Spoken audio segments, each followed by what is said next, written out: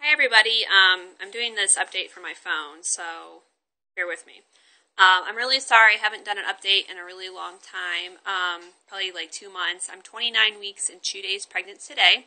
Everything's been going really well. My husband passed his CPA exam. I had mentioned that before, that he was studying for that, and it was stressful, but he passed that. He actually got a new job with a lot better benefits and better pay. We put our house up on the market to sell, which has been stressful. I really hope it happens before the baby. We'll probably keep it on the market still, but showings are going to be a little bit more harder to do. I had one this morning, and they only gave me like a 45-minute notice, like, hey, we're going to come check your house out, had to get me and the dogs out and clean up the house, and that's just going to be so much harder to do with a newborn. So we'll wait and see where we're at with all that. Let's see here. I go to the doctor again on April 5th at 31 weeks, and I had an appointment 2 weeks ago. That was my diabetes glucose test, and I passed that. I also have O-negative blood, so I had to get the R-Gain or RH shot or whatever. They gave it to me in my hip because my husband and I have different blood types.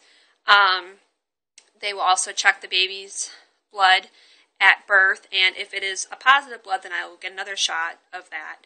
And that's just pretty much, this baby will be fine, but when we have a second child, my body won't reject that baby, or the antibodies won't build up against that baby, is pretty much the reason behind that. I've really been watching my weight. I've probably gained about 40 pounds throughout the entire pregnancy so far, but we only have 10 weeks left to go, or 11 weeks, I guess. I've really been watching salt. I've been walking. I have been getting fairly uncomfortable in the evenings and at night, especially sleeping.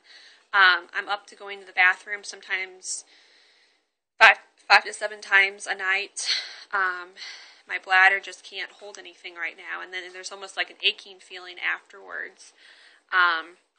You can't sleep on your back, and I was a back sleeper, so I have to sleep on my sides. Then my hips start bothering me, and my knees start bothering me, and I never got a pregnancy pillow. I should have, but I am surrounded by pillows. I am getting really hot, at times, so like the fan's always on or windows are open. At times I've wanted to turn the air conditioning on. So, but that's all that's been pretty much going on. We have a lot of her nursery done. I'll have to do a separate video on that. We got her crib in white. We had a dresser that my dad actually painted white for us. It was my husband's dresser that my father-in-law had made for him, so that was pretty neat to keep that going. We also had we painted a bookcase white too. So all the furniture matches, and we also got a little glider with an ottoman in there too. So that will hopefully be where I breastfeed most of the time. I haven't had any showers or anything yet. I'm going to have a friend shower. We're going to have my stepmom's family's throwing me one. My mom's throwing me one. My father-in-law's family's throwing me one. So there will probably be about 4 showers. I'm really looking forward. I don't really know any of the dates or anything. Everybody's trying to kind of keep it a surprise. They're going to probably start up in April. So we did register at Babies R Us, and then also this little baby store here in town that there's only I think 1 or 2 locations, and that's where we had registered for most of our cloth diapers. So that's pretty much all that's been happening here. Once again, I'm really sorry I haven't done an update or anything. I did have, I think, my very first Braxton Hicks contraction the other day. It felt like kind of like not a real strong period cramp, but maybe only lasted like 12 to 15 seconds, and it was uncomfortable. But I'm just assuming. I don't really know.